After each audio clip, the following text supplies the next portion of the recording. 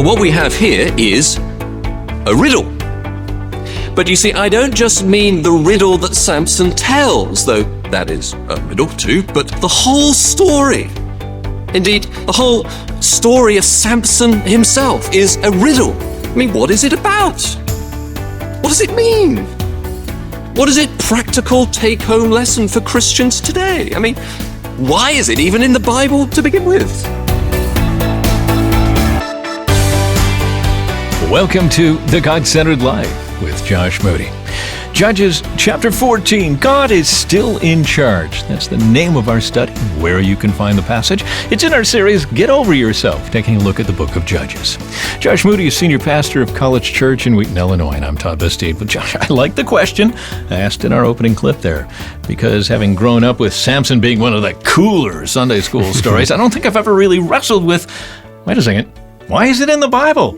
Sounds like we're going to do that wrestling today. We're going to do that wrestling, and I'm glad it is in the Bible, but it's not a simple answer. It is, as the opening clip said, a bit of a riddle for many of us, but the answer is so helpful when we grasp it. I don't have a copy of Old Testament exegesis for 5-year-olds, and so that was not something I did in Sunday school to figure out there's meaning in the it is a good story. It's good to have good stories, but we're going to dig a little deeper. It is, and it certainly it draws you into Scripture. Draws you in, yeah. Absolutely. Yeah. Absolutely. Judges chapter 14, speaking of being drawn in, let's be drawn in. Here's Josh. Judges chapter 14.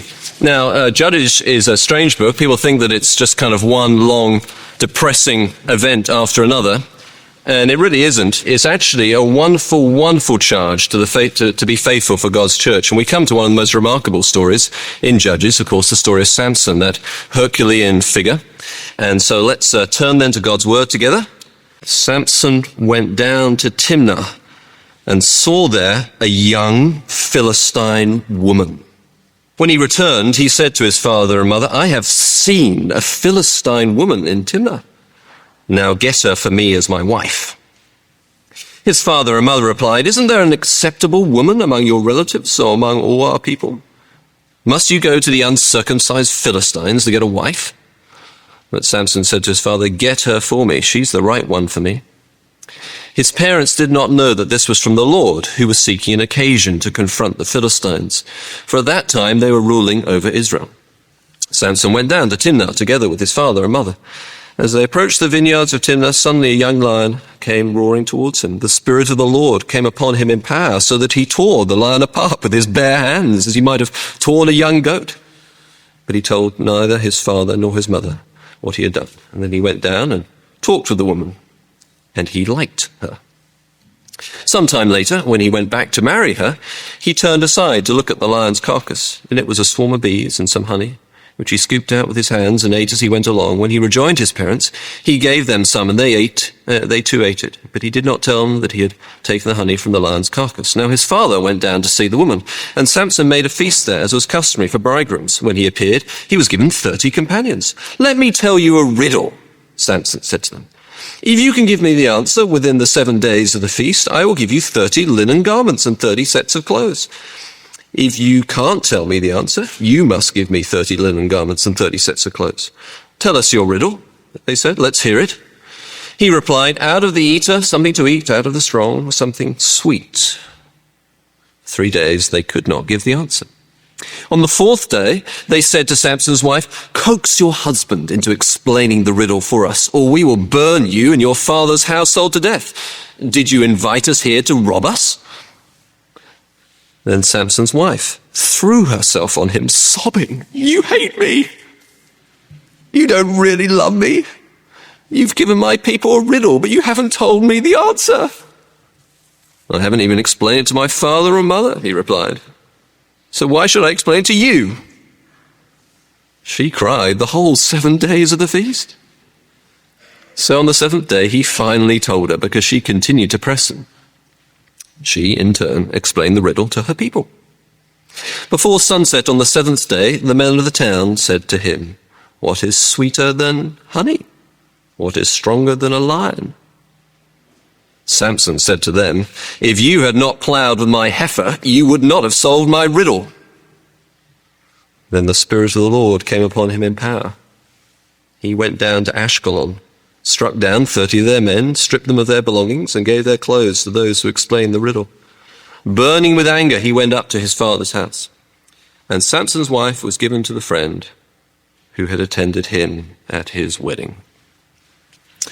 Well, I don't know what you find, but it seems to many people, and I think it's true for all of us, that riddles have a wonderful fascination. At least once you see their meaning, they can be, as we've discovered, rather frustrating if you can't figure out what they actually do mean. Perhaps you recollect or have heard of the scene from Tolkien's The Hobbit. That's the book that came before The Lord of the Rings and was the precursor to it, where Bilbo Baggins engages with a riddle contest. It's a kind of game that they have to have one riddle and another with Gollum. For Bilbo's life. And so there's this kind of riddle contest going on where they throw one riddle and another in return, etc. They have to figure out what it means. What has roots as nobody sees, is taller than trees, up it goes and yet never grows. And that's a mountain, you see. And so then Bilbo has to come up with one. 30 white horses on a red hill. First they champ, then they stamp, and then they stand still. And the answer? Teeth, you see. And so the game goes on. So finally Bilbo runs out of anything to say by way of riddle and sort of by way of desperation bursts out, "What's in my pocket?" Do you remember it? Which isn't really a riddle, but stumped Gollum.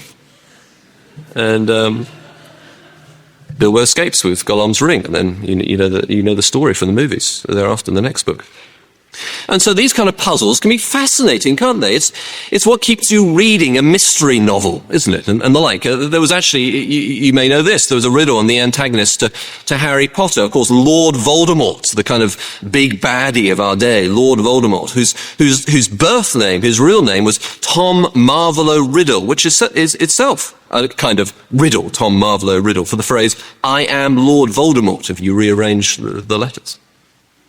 Movies like The Usual Suspects have a twist in the tale that keeps you guessing right to the end. Or the Da Vinci Code was incredibly popular, not just because it was downright heresy, though it was, but also because it was marketed with on the jacket of the book was a series of codes that you tried to break, and it was they had a kind of competition to see who could break them. Or you may have heard of the classic literature book, the Riddle in the Sands, from the beginning of the 20th century, that deals with kind of the cloak and dagger world of espionage, doesn't it? And has all sorts of fascinating riddles through it.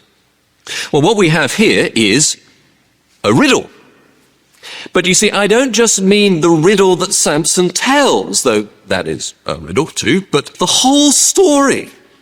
Indeed, the whole story of Samson himself is a riddle. I mean, what is it about? What does it mean? What is it practical take-home lesson for Christians today? I mean, why is it even in the Bible to begin with?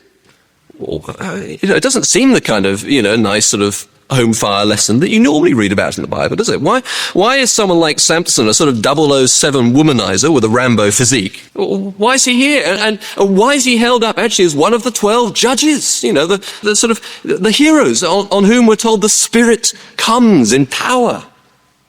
Why? It is a riddle.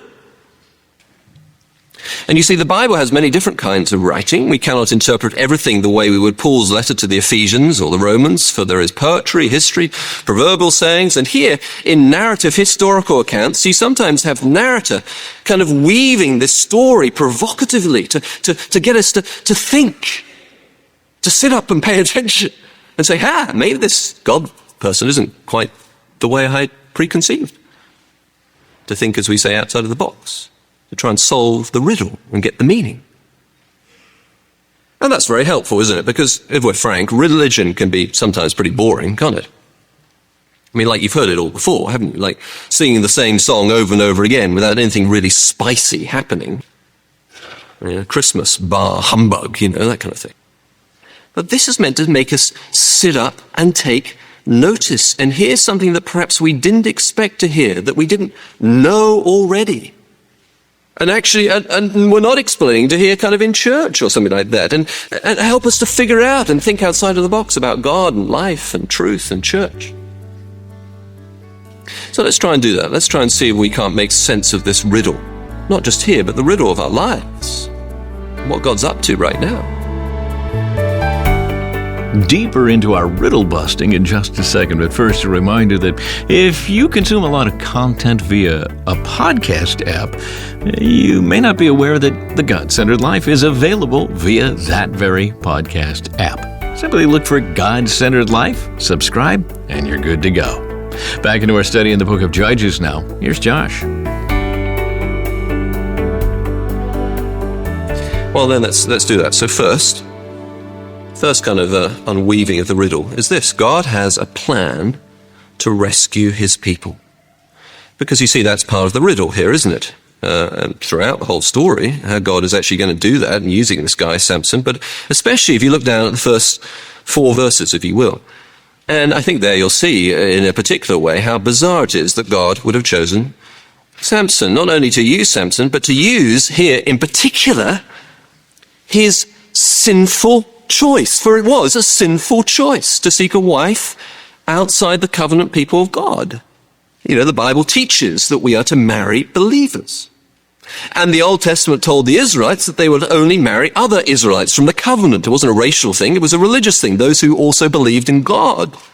They knew this, these people here. It had been taught a long time ago. It was part of their genetic inheritance as the people, covenant people of God. And that's why, of course, Samson's parents are so incensed by his choice, his sinful choice. You know, it's like, come on, Samson, can't you find a nice young girl from your Bible study group? You know, come on. I mean, do you have to go after this hottie from across the way? I mean, come on. Now, so what on earth's going on?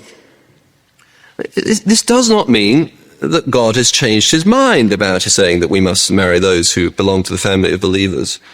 It does not mean that marrying a non-Christian is right. It does mean, again, riddle, it does mean that God can use such things nonetheless. I'm not proposing evangelistic dating, as it were, but God can use such things. And here he did. And here we're told it was, verse 4, from the Lord. So this was God's way of seeking a situation in which there could be a conflict between the Philistines and the Israelites who had become far too friendly.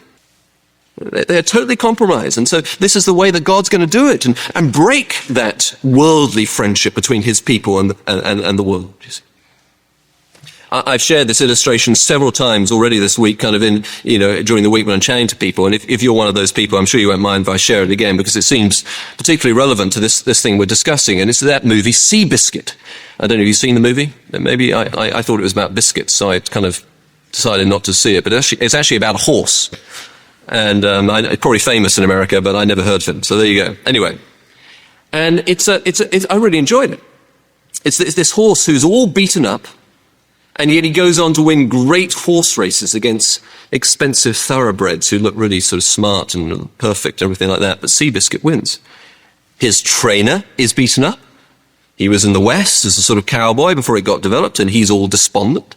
His trainer is beaten up. His jockey is beaten up. He's too tall for a jockey, drinks too much, is blind in one eye through prize fights he did to scrape a living and was abandoned by his parents. His jockey's all beaten up. His owner is beaten up in the movie, a successful businessman from selling cars. His son tragically took one of his cars out when he was away at work and drove it and killed himself in a car accident.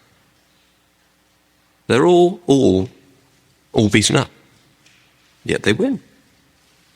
And of course, it captured the imagination of a difficult time in American life during the Great Depression and all that. And there's a wonderful line from the trainer when the owner first comes to see this oddball who's out on his own in the kind of wilderness, and he has a horse nearby. The trainer does that's been bandaged up in one of his legs. You see, and the owner asks him about this horse and why it's there, and says, "Will this horse race again?" And the trainer says, "No, he'll never race, not that one." And then the owner says, "Well, why on earth do you keep him then?" And the trainer looks at him and says, "Just because you're a little broken up doesn't mean you throw him away." And that, my friend, is the riddle of grace that this passage is explaining. Sure, they are beaten up. They've made mistakes in their lives. In fact, they're in the middle of another one. But God is not going to throw them away. He's going to use them. And I really want you to see that. There's more we're going to talk about, but this is the most important thing. It is a surprise. It's not what we think. But it is the way that God works. It just is. He has a plan to rescue his sinful people. And that means you. It means now. And it means even in your brokenness. Surely that's what the cross is all about, isn't it? Well, what's the second aspect to this riddle? And that is this: even God-inspired leaders have failings. And that is a very important matter. We can idolize our leaders. So it's good to know that even God-inspired leaders can have failings, do have failings. Now, of course, this is everywhere throughout the Samson story. If anyone illustrated that leaders have failings, it was Samson, do you think? Look at verse 6, though. The Spirit of the Lord came upon him in power. Nonetheless, you see. Or verse 16, the Spirit of the Lord came upon him in power. And on, and he's much used by God, isn't he? Yet he is consorting with a Philistine, and later, as you know from whatever, Milton or whatever story you've come across this narrative before, he has a prostitute called Delilah. He's a leader with evident and great failings, and yet the Spirit of the Lord came upon him in power. He was one of God's leaders. Now, again, this does not mean that leaders should excuse their failings. We'll get to that in a moment, all right? It does not mean that their failings have no consequences. The dire and desperate consequences of even forgiven sin is plain throughout the story of Samson. Yet, we must also see the riddle here, beyond the mere moralistic, to the actual purpose of God, and realize that even God's leaders have failings, and yet they are his leaders. I was reminded again this week of how Billy Graham, for all his evident godliness and usefulness to the work of Christ, his family would say, well, Billy was never around. Or Jonathan Edwards, the great evangelical leader of yesteryear, owned a couple of slaves. Now, of course, everyone did at the time, but that hardly excuses it, does it? Or John Wesley, another great evangelical leader, had a terrible and stormy marriage. We could go on. You say, why point out these things? Or can't we just sort of brush over them? Like one of those Soviet-era photographs, we just brush over those that we don't want to mention anymore. Why not paint a hagiographic picture with all the halos around our leaders? Why mention them? Because, as someone who certainly had his own share of failings, Cromwell said, Oliver Cromwell, it is right that we are remembered, warts and all. Why? Because then people see that it is God and not us. This is about the Spirit, not about Samson. One commentator I was reading on this put it in this kind of way. This means that God does not belong to our denomination. God is not a Southern Baptist. You may be very grateful for the fact. Some of you may wonder how he can even turn up in a Southern Baptist church at all. But hey, every denomination has its failings, doesn't it? I grew up in the Anglican church, and people there used to say of being in the Anglican church in England, because it had all this cultural cachet that, if you actually went to church, you would go to an Anglican church, you ever bothered in that sort of secular culture, it would be an Anglican church you went to on the whole. People used to say that it was the best boat to fish from for these cultural kind of cachet reasons, that if you were going to go to church, you'd go to an Anglican one. Best boat to fish from, they would say. And then someone remarked that the only reason why it was the best boat to fish from was because there were so many holes in the boat that you didn't actually have to go outside to do any fishing. See, there was some truth to that. It really is something of a mystery who God chooses to use. And whoever they are bound to have feet of clay. And so do not be surprised if God chooses to use a Samson or two every now and then. He's done it before. Sometimes he uses people who cannot cross every T and dot every I of our doctrinal statement. And that doesn't mean that sound doctrine does not matter. It does. Again, as we see, Samson, though used by God, failed significantly in many ways. And it would have been better if he had been had less failings and more maturity, of course. But nonetheless, yes, the Spirit came upon him. And we need, therefore, to be open to be led by a Samson sometimes. To learn from people who we don't agree with, in other words. Without feeling that then we have to abandon our convictions, nor on the other hand close our eyes to the fact that God is obviously at work in a way that doesn't quite fit with our preconceptions. Samson might have needed a bit of good church discipline, but still the Lord was at work with him. So human leaders fail. Third part of this riddle. Extreme gifting is not a mark of spiritual maturity or devotion. And I say that because Samson was obviously extremely gifted. And we are told in verse 6 that he tore a lion apart with his bare hands. He might tear a young goat, perhaps. And we're not sure exactly what it's referring to. I mean, I can't imagine myself tearing apart a young goat as if that was an easy thing to do, and so people have kind of scratched their heads over exactly what that meant. Perhaps how a chef might do that after being cooked or something. Someone suggested. I don't know. You may have a better idea. But anyway, there it goes, right? And so the idea here is that this is not, despite all those pictures of Samson that you've probably seen with pecs the size of Mount Everest and biceps as large as rhinos, this is actually not because Samson was naturally strong. That's Josh Moody, and this is The God-Centered Life. The second aspect of the riddle, even God-inspired leaders have failings. Now, as you've said, this isn't a free pass for failings, but it sounds like you're actually encouraging us to know and maybe even embrace our failings. Yeah. Cromwell said warts and all. Right, yeah. I mean, there's so much to talk about there. What kind of failings, what does it mean to embrace them, and all the rest. But I think that if you're impulsive, let's say you're impulsive, and this, and you jump into action, okay? And sometimes you jump before you check and see if there's water in the pool. Right. Can't you wrestle that around and say God could use an action person? Yeah, I mean, that's a good example, Todd. I mean, you think of Peter, who was a little impulsive. By the same token, you can see Paul's character, very different from Peter's, and God uses our weakness. And that is, of course, as we said frequently in this series, that's one of the great themes of Scripture, that God uses the weak things of this world to shame the wise. And so that's true of our parts of our character. I think there can be a tendency to only allow God or allow other people to use our strong parts in the way we conceive those things. But actually it's often the weakness that is so powerfully used. Now, you don't want to share weaknesses, share vulnerability just to manipulate people, which can happen in Christian circles too. But it is our brokenness, our vulnerability. Peter is an example of this, and Paul is also an example of this. He talks about his failings when he's trying to counteract these false teachers. He talks about all the different ways that he was broken and beaten up and hurt, and because the power comes from Christ. And when people see that we're just jars of clay, then they see that it is his power.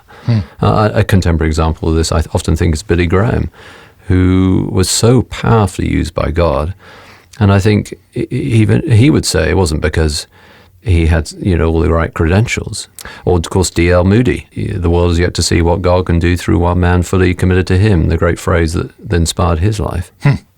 You also say in the course of that study we need to be open to be led by Samsons at times. We say in the study God uses the periphery people. We have to be willing to be led at times. I thought that was an interesting takeaway. Yeah. I mean, I am a leader, so I don't want to use this as an excuse for whatever my own failings are, and I'm sure I've got them. But I think if I put myself in someone who's also a follower, because every leader has to be a follower, it can be easy to think of those that I need to submit to, that I only can submit to people who are perfect, and of course they're not. They're failures as well. Terrific. Thank you for that, Josh.